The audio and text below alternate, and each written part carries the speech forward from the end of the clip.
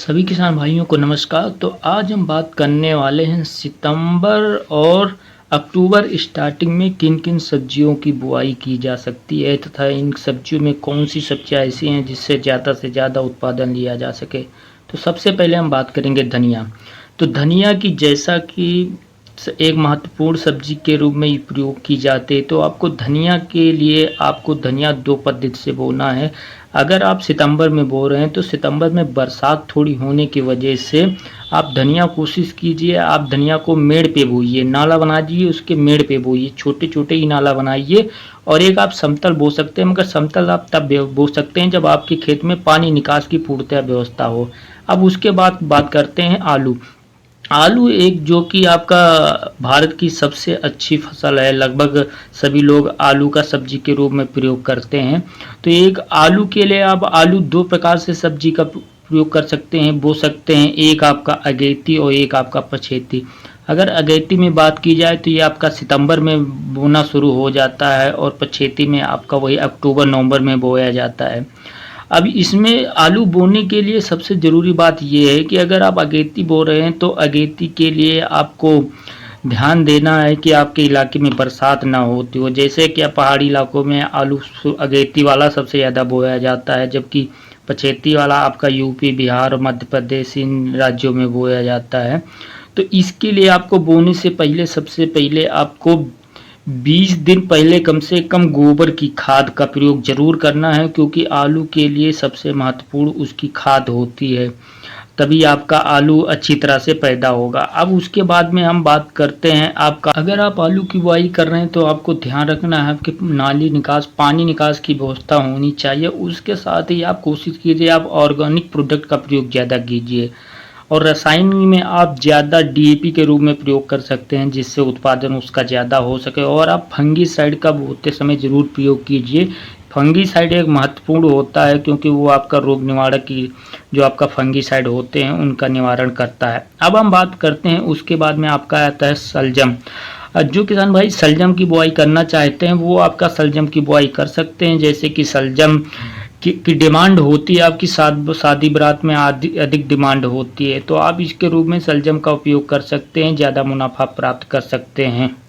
शलजम जैसी फसलों में अगेती फसल महत्वपूर्ण होती है, क्योंकि अगेती फसल आपके अगर 10 दिन पहले आप लगाएंगे तो आपका वही ज़्यादा फायदा देती है। क्योंकि अगर सामान्यतः सभी किसान जैसे लगा रहे जिस समय आप उस समय उसका अगर बुआई करेंगे तो आपको उतना मुनाफा नहीं प्राप्त होता है।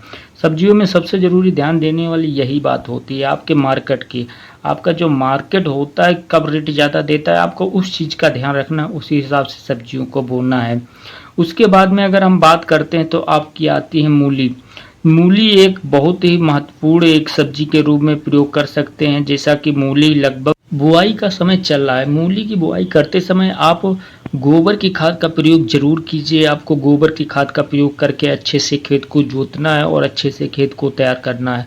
और आप कोशिश कीजिए मूली को मेड़ बना के लगाइए, क्योंकि अगर आप इस समय लगा रहे हैं सितंबर अक्टूबर में तो बरसात होने के चांस रहते हैं, जिसमें उसके सड़ने के चांस ज़्यादा रहते हैं। आप उसको अगर मेड़ पे लगाते हैं तो उसमें सड़ने के चांस कम रहते हैं, तो आप उसको मेड़ पे बुआई कीजिए। और ये सबसे ज़्यादा आपकी जो सर्दियों में है मूली की डिमांड रहती है और एक कभी कभी अच्छा रेट आपको देती है। अगर आप अगेती के रूप में मूली की कोई फसल लगाते हैं तो आपको अच्छा रेट देगी। इसके साथ ही मूली के साथ अगर अब हम बात करते हैं गोभी के बारे में। गोभी का जैसे कि अब इस समय उसका सीजन चल रहा है, लगने का सीजन। कुछ किसान भाई उसकी नर्सरी तैयार कर लिए होंगे और जिन लोगों ने नहीं तैयार किया उसकी नर्सरी तैयार कर लें। नर्सरी लगाते समय आपको सबसे ज़रूरी ध्यान रखना है कि आप जब नर्सरी लगाइए तो उसको फंगीसाइड में भिगो के तभी आप नर्सरी को लगाइए। उसकी जड़ों को फंगीसाइड में भिगो के तभी लगाइए, जिससे क्या होगा आपका फंगीसाइड नहीं लगेगा और आपकी जल्दी नर्सरी उसका पौधा चल जाएगा, आपका आसानी से चल जाएगा।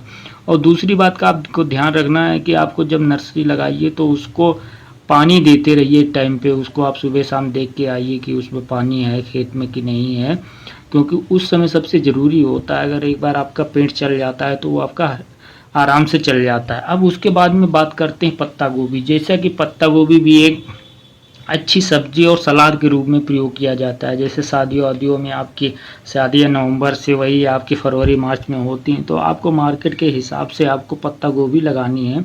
पत्ता गोभी का भी अच्छे से डिमांड रहता है सलाद के रूप में। और इसको भी सबसे ज़्यादा डर इस पे रहता है इसकी पत्तियों पे फंगीसाइड के लगने का। तो आप फंगीसाइड के लिए दवाओं का प्रयोग कर सकते हैं, आप इन दवाइयों का प्रयोग करिएगा। अब उसके बाद में हम बात करते हैं मटर, जबकि मटर एक महत्वपूर्ण एक आपकी सब्जी के रूप में प्रयोग किया जाता है। तो आप मटर में अगर बात करें तो आपका 2 प्रकार का मटर होता है, एक आपका मार्केट में जो आपका सब्जियों के रूप में प्रयोग किया जाता है और एक आपका जो दाने के रूप में प्रयोग किया जाता है, 2 प्रकार से प्रयोग कर जाता है। तो आप दोनों प्रकार में से किसी प्रकार का बो सकते हैं। अगर आप सब्जी के रूप में प्रयोग करने के लिए बो रहे हैं तो आप उसको अगेती के रूप में बोइएगा टाइम पे, जिससे क्या होगा आपका ज़्यादा मुनाफा उससे ले सकेंगे। और मटर को बोते समय आपको ध्यान रखना है कि आपको मटर में भी आपको सबसे ज़्यादा डर इसी का फंगीसाइड का डर रहता है और उसमें आपके कीटों का डर रहता है। तो आप उसके फंगीसाइड और कीटों के लिए टाइम टाइम पे उसका छिड़काव करते रहिए, जिससे उसमें क्या होगा आपका मटर अच्छा उत्पादन देगा और उसमें अच्छी प्रकार की बालियाँ आएंगी।